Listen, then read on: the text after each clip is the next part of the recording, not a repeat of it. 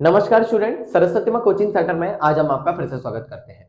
आज की क्लास में हम 11th क्लास के ही पॉलिटिकल साइंस की जो हमारी पहली बुक है उसके हम 9वें चैप्टर की बात करेंगे। संविधान एक जीवन दस्तावेज। तो हमने पहला चैप्टर भी संविधान के बारे में पढ़ा था, ये भी चैप्टर हमारा इसी के ऊपर है। और इस पूरे के पूरे चैप्टर में मैं जो मोस्ट इंपोर्टेंट क्वेश्चन है वो आपको करवाने जा रहा हूँ।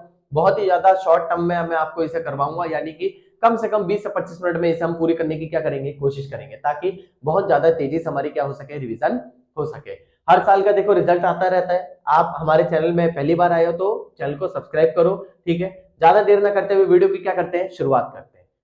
जो चैप्टर का सबसे पहला क्वेश्चन है, संविधान को एक जीवन दस्तावेज क्यों कहा जाता है। संविधान को एक जीवन दस्तावेज इसलिए कहा जाता है क्योंकि संविधान के अंतर्गत एक प्रावधान है, एक नियम है जिसे कहते हैं संशोधन। यानी अगर संविधान में किसी प्रकार की कमी होती है तो आप उसके उस नियम में क्या कर दो, संशोधन कर दो, सुधार कर दो, और आपका संविधान वापस से क्या हो जाएगा, जीवित हो जाएगा। लाइक एग्जाम्पल, अगर आपका एक मोबाइल फोन है, उसका कोई एक पार्ट खराब होता है, आप उसे बदलवा दो, फिर कोई और खराब होता है, फिर उसे बदलवा दो, फिर कोई और खराब होता है, उसे बदलवा दो। तो ऐसे करके आपके फोन की क्या हो जाएगी, वैल्यू बढ़ जाएगी, या उसकी लाइफ क्या हो जाएगी, बढ़ जाएगी। ऐसे ही हमारा संविधान होता है। संविधान में किसी प्रकार की कमी होती है तो हमारे नेता वगैरह क्या करते हैं, उस कमी को पूरा कर देते हैं। तो इसी प्रकार हमारे संविधान को एक जीवन दस्तावेज कहा जाता है, जो जीवंत है यानी जीवित है, जो लंबे समय तक क्या होता जा रहा है, चलता जा रहा है। डेफिनेशन क्या दोगे वो बताता हूं। संविधान एक लिखित दस्तावेज और दस्तावेजों का पुंज है, जिसमें हमारे देश के लिए कई सारे कायदे कानून लिखे गए हैं और जिसके माध्यम से देश को क्या किया जाता है, चलाया जाता है। तो इसके हम कुछ पॉइंट्स है उसके बारे में पढ़ते हैं। संविधान को एक जीवन दस्तावेज कहे जाने के कुछ कारण है। नंबर 1, यह नागरिकों के मूलभूत अधिकारों और स्वतंत्रताओं को सुनिश्चित करता है, मतलब कि नागरिक के जो मूलभूत अधिकार है वो इसी के अंतर्गत बताए गए हैं, ठीक है। नंबर 2, यह शासन की व्यवस्था और कानून का अधिकार होता है, मतलब कि इसमें सीधी सी बात है, इसमें शासन के बारे में बताया गया, कानून के बारे में बताया गया, कौन सी शासन प्रणाली है, कौन से कानून है, सब कुछ। नंबर 3, यह नागरिकों के जीवन को संगठित करता है और नियमित करता है, मतलब लोगों को एक अच्छी लाइफ देने की क्या करता है, कोशिश करता है। यही तो संविधान का कह सकते हैं काम है, क्योंकि इसीलिए उसे बनाया गया है। नंबर 4, यह देश की एकता और अखंडता को बनाए रखने में मदद करता है, यानी देश की जो एकता है और अखंडता है उसे पूर्ण रूप से बनाए रखने की क्या करता है, कोशिश करता है। नंबर 5, यह नागरिकों के उनके कर्तव्य और जिम्मेदारियों के बारे में बताता है, मतलब इसमें हमें इंफॉर्मेशन मिलती है कि नागरिकों के क्या कर्तव्य है, उनकी क्या जिम्मेदारी है। इसीलिए संविधान को एक जीवन दस्तावेज कहा जाता है, क्योंकि वो जिंदगी भर लोगों का क्या करता है, साथ देता है, ठीक है। अब ये आपका क्वेश्चन खत्म, दूसरे की तरफ चलते हैं। भारतीय संविधान में संशोधन की प्रक्रिया में राष्ट्रपति की भूमिका का वर्णन कीजिए, ठीक है। तो सबसे पहले आप क्वेश्चन समझ लो, भारतीय संविधान में संशोधन की प्रक्रिया क्या है। जब हमारे संविधान के अंदर कोई ऐसा कानून होता है जिसमें हमें सुधार करने की जरूरत पड़ती है, तो उसमें संशोधन की प्रक्रिया जरूरी होती है। संशोधन की प्रक्रिया आर्टिकल 368 यानी अनुच्छेद 368 के तहत क्या की जाती है, शुरू की जाती है। तो इसी के बारे में हमें क्या करना है, पढ़ना है, और इसमें राष्ट्रपति की क्या भूमिका होती है, एक एक करके इसके पॉइंट समझते हैं। नंबर 1, राष्ट्रपति की भूमिका क्या है, निम्नलिखित है। सबसे पहला, संशोधन विधेयक पर विचार। राष्ट्रपति के पास अधिकार होता है कि वो संशोधन विधेयक पर आराम से क्या कर सकता है, विचार कर सकता है, मतलब सोच विचार अपना कर सकता है। नंबर 2, हस्ताक्षर। अगर उसे ये चीज सही लगती है और ये कानून उसे सही लगता है, सुधार अच्छा लगता है, तो वो उस पर क्या कर देगा, साइन कर देगा। नंबर 3, सिफारिश। अगर राष्ट्रपति को ऐसा लगता है कि उस कानून में किसी प्रकार की कमी है तो वो सिफारिश करता है, और उसके साथ साथ वो संसद में उस कानून को दोबारा भेज देता है, और उसमें फिर चेंज होकर वो क्या होता है, कानून वापस से उसके पास आ भी सकता है और नहीं भी आ सकता, ठीक है। संविधान परिषद की बैठक। राष्ट्रपति के पास ये अधिकार होता है कि वह संविधान में चेंज करने के लिए, सुधार करने के लिए संसद की बैठक को कभी भी बुला सकता है और कभी भी उसे स्थगित कर सकता है, ठीक है। यह बहुत शॉर्ट क्वेश्चन था। अगले क्वेश्चन की तरफ चलते हैं। भारतीय संविधान की समीक्षा करते समय किस बात पर अधिक ध्यान दिया गया था, यानी जो भारतीय संविधान था उसकी जब समीक्षा हो रही थी तो उसमें किस बात पर अधिक ध्यान दिया गया, उसके बारे में पढ़ते हैं। भारतीय संविधान जब बन रहा था तो उस टाइम पर उन्होंने अनेक प्रकार की चीजों पर ज्यादा क्या किया था, ध्यान दिया था। तो कुछ कुछ पॉइंट्स है उसके बारे में पढ़ते हैं। नंबर 1, संविधान की एकता और अखंडता। साफ तौर पे बताया गया कि संविधान की एकता बनी रहे और उसकी अखंडता बनी रहे, इस चीज पर उन्होंने ज्यादा से ज्यादा क्या किया, फोकस किया। मूल अधिकारों की सुरक्षा, यानी जो भी लोगों के मूल अधिकार होते हैं उनकी सुरक्षा पर इन्होंने जोर दिया, ताकि मूल अधिकार यानी लोगों के मौलिक अधिकारों के साथ बिल्कुल भी क्या ना हो, छेड़छाड़ ना हो। सामाजिक और आर्थिक न्याय, यानी लोगों को सामाजिक रूप में आगे बढ़ने का मौका मिलना चाहिए और लोगों के साथ आर्थिक आधार पर भेदभाव नहीं होना चाहिए, उनको न्याय मिलना चाहिए। केंद्र और राज्य संबंध, यानी संविधान के अंतर्गत केंद्र और राज्य सरकार के बीच में संबंधों के बारे में बताया गया कि उनके बीच में संबंध किस प्रकार के होने चाहिए। संविधान की संवेदनशीलता। संविधान को इस प्रकार बनाया गया था कि वो जनता के लिए फायदेमंद हो, जनता के लिए लाभकारी हो, और उसे समय अनुसार क्या किया जा सके, उसमें सुधार किया जा सके। न्यायपालिका की स्वतंत्रता, यानी जितने भी लोग हैं उनको न्यायपालिका में स्वतंत्र रूप से अपनी चीजों को बेहतर करने का क्या मिलना चाहिए, मौका मिलना चाहिए, ये भी इसमें बताया गया है। मानवाधिकारों की सुरक्षा, यानी इसके अंतर्गत साफ तौर पर मानवाधिकारों की सुरक्षा के बारे में बताया गया है। जितने भी लोग हैं वो लोगों के जो मानवाधिकार है उसके बारे में उन्हें सुरक्षित रखने के लिए इसके अंतर्गत बताया गया। तो ये सारी वो चीजें थी जिसमें संविधान पर अधिक से अधिक मात्रा में क्या किया गया था, ध्यान दिया गया था। ठीक है, क्वेश्चन खत्म, अगले की तरफ चलते हैं। न्यायिक पुनरावलोकन की शक्ति क्या है? न्यायिक पुनरावलोकन की शक्ति जो है वो उच्च न्यायालय और सर्वोच्च न्यायालय को दी गई है। इसके अंतर्गत साफ तौर पे बताया गया कि जो हमारा हाई कोर्ट होता है और सुप्रीम कोर्ट होता है उनके पास ये अधिकार है कि निचले स्तर की न्यायालय जो फैसला लिया है उस पर वो बारीकी से जांच कर सकती है और उनके फैसलों पर क्या कर सकती है, बदलाव या सुधार कर सकती है। तो इसके कुछ पॉइंट्स हैं, उसके बारे में पढ़ते हैं। न्यायिक पुनरावलोकन की शक्ति के कुछ मुख्य पहलू है।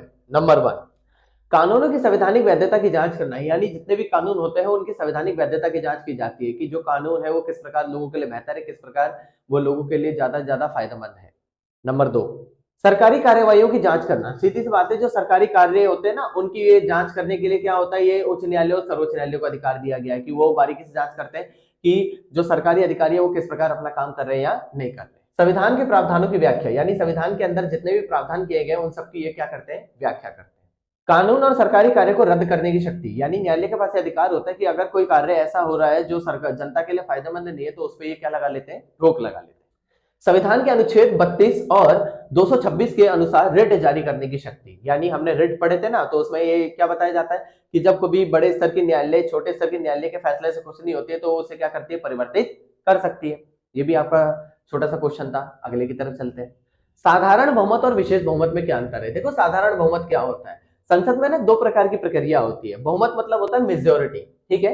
अगर सदन है तो सदन में जितने भी मेंबर्स होते हैं उसमें अगर कोई भी कह सकते हैं, जो हमारा सदन है जैसे लोकसभा हो गया, राज्यसभा हो गया, दोनों में से किसी भी सदन में अगर देखा जाए तो कोई भी फैसला हो रहा है तो उसमें अगर साधारण बहुमत है तो हर व्यक्ति को 50% प्लस में 1 कह सकते हैं सीटें लानी पड़ेगी, यानी 50% से एक या आधा ज्यादा, तब जाकर साधारण बहुमत क्या किया जाता है, पास किया जाता है।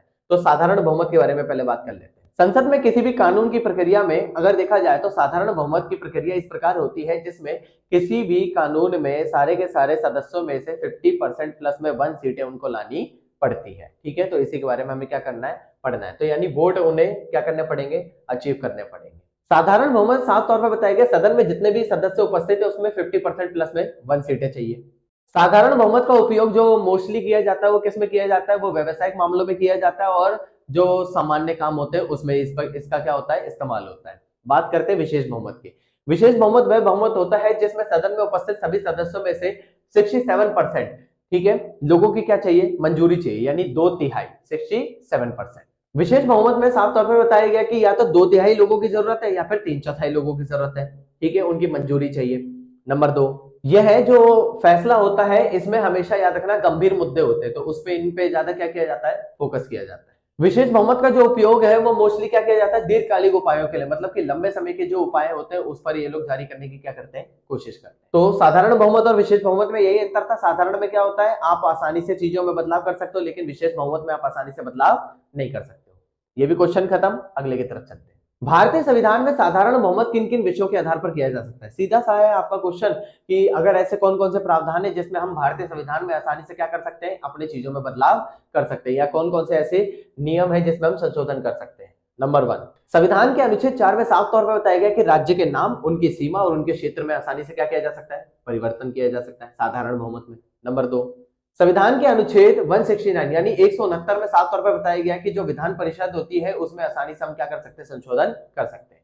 नंबर 3, संविधान के अनुच्छेद 239 में साफ तौर पर बताया गया कि जो केंद्र शासित प्रदेश होते हैं उसमें भी आसानी से क्या कर सकते हैं, अपना संशोधन कर सकते हैं। संविधान के अनुच्छेद 240 में बताया गया कि कुछ प्रशासन के क्षेत्रों में हम संशोधन कर सकते हैं। संविधान के अनुच्छेद 241 में बताया गया कि उच्च न्यायालय के जो संगठन है, जो उनका कह सकते हैं गठन की प्रक्रिया, उसमें हम आसानी से संशोधन कर सकते हैं। संविधान के अनुच्छेद 312 में बताया गया अखिल भारतीय सेवाओं के गठन में संशोधन, यानी कि जो पूरे देश के लिए जो सेवाएं जारी होती है उसमें भी हम संशोधन कर सकते हैं। संविधान के अनुच्छेद 351 में हिंदी भाषा के प्रयोग में संशोधन। तो ये सारे वो तरीके थे जिसमें हम साधारण बहुमत से आसानी से क्या कर सकते हैं, संशोधन कर सकते हैं। अगले क्वेश्चन की तरफ चलते हैं। भारतीय संविधान में दिए गए अनुच्छेद 368 से आप क्या समझते हैं? आर्टिकल 368 के थ्रू अगर आप देखो तो हमारे संविधान में कोई भी नियम है उसमें आसानी से संशोधन किया जा सकता है। देखो, एक होता है चेंज यानी बदलाव, एक होता है संशोधन यानी सुधार। दोनों में डिफरेंसेस क्या है? चेंज का मतलब होता है उसे पूरी तरीके से बदल देना, लेकिन सुधार का मतलब होता है उसमें जो कमी है उसको क्या कर देना, उसे ठीक कर देना। तो हमारे संविधान में संशोधन की प्रक्रिया को क्या किया गया है, जारी किया गया है। ठीक है, इसके कुछ पॉइंट्स है उसके बारे में पढ़ते हैं। संविधान में संशोधन की शक्ति किसको है, संसद को, यानी संसद के जितने सदस्य हैं उनके पास ये पावर होती है। संशोधन के लिए 2/3 बहुमत की आवश्यकता होती है, यानी 67% लोगों की इसमें क्या होनी चाहिए, मंजूरी होनी चाहिए। जो संशोधन विधेयक होता है उसमें हमेशा याद रखना दोनों सदनों में वो पारित होना चाहिए, तब जाकर उसमें हम आसानी से क्या करेंगे, संशोधन कर सकते हैं। राष्ट्रपति की अनुमति लेने के बाद संशोधन को क्या किया जाता है, लागू किया जाता है, यानी कि राष्ट्रपति अनुमति देते तब जाकर उस संशोधन में क्या किया जाता है, उसमें लागू किया जाता है, उसमें चेंज या सुधार किया जाता है। राष्ट्रपति की अनुमति के साथ संशोधन लागू होता है, यानी कि राष्ट्रपति ने अगर अपनी अनुमति दे दी तो संशोधन को लागू कर दिया जाएगा और नया जो नियम है वो क्या हो जाएगा, लागू हो जाएगा। संविधान के मूलभूत ढांचे में संशोधन नहीं किया जा सकता, ये साफ तौर पर बताया गया। संविधान का जो मूल रूप है उसे बिल्कुल भी बदला नहीं जा सकता। तो ये सारे वो तर्क थे जिसके तहत आप संविधान में संशोधन तो कर सकते हो लेकिन उनको मूल रूप से बदल नहीं सकते। ये भी क्वेश्चन खत्म। अब चलते हैं चैप्टर के आखिरी क्वेश्चन की तरफ। भारतीय संविधान की प्रस्तावना में लोकतांत्रिक शब्द का क्या अर्थ है। तो भारतीय संविधान की प्रस्तावना 9 दिसंबर 1946 को प्रस्तावित की गई थी और इसके अंतर्गत साफ तौर पर बताया गया था कि लोकतंत्र को ज्यादा महत्व दिया जाएगा। लोकतंत्र वह तंत्र होता है जिसमें लोगों की बहुत ज्यादा क्या होती है, चलती है। तो इसके कुछ पॉइंट्स है उसके बारे में समझते हैं। नंबर 1, जनता का शासन। लोकतंत्र में जनता का शासन होगा, उसी को महत्व दिया जाएगा। ठीक है, और उन्हीं के द्वारा सरकार चुनी जाएगी। नंबर 2, समानता। लोकतंत्र में सभी नागरिकों को समान अधिकार और समान चीजें मिलती है, उसी को यहाँ पे इन्होंने महत्व देने की कोशिश की। स्वतंत्रता। हर व्यक्ति को स्वतंत्र रूप से अपनी चीजों को करने का अधिकार मिलता है। न्याय। भारत में रहने वाले जितने भी नागरिक हैं उनको न्याय मिलेगा, उनको आगे बढ़ने का अवसर मिलेगा, उनके साथ अन्याय नहीं होगा। तो यही वो तर्क है जिसके माध्यम से हम कह सकते हैं कि लोकतांत्रिक शब्द का बहुत ज्यादा क्या है, हमारे संविधान में महत्व है। ठीक है, ये भी आपका चैप्टर था। इसके मोस्ट इंपोर्टेंट क्वेश्चन मैंने आपको बहुत जल्दी करवा दिए। ठीक है, अगर आपको वीडियो अच्छी लगी हो तो वीडियो को लाइक करना है, चैनल को सब्सक्राइब करना है और ज्यादा से ज्यादा अपने दोस्तों तक क्या करना है, शेयर करना है, ताकि वो भी आप ही की तरह क्या कर सके, पढ़ सके। हर एक क्लास की वीडियो बना रखी है और उसकी मैंने प्लेलिस्ट बना रखी है। आप जाओ प्लेलिस्ट को विजिट करो और अपनी पढ़ाई को अच्छे ज्यादा बेहतर तरीके से करने की क्या करो, कोशिश करो। मिलते हैं नेक्स्ट वीडियो में। Thank you.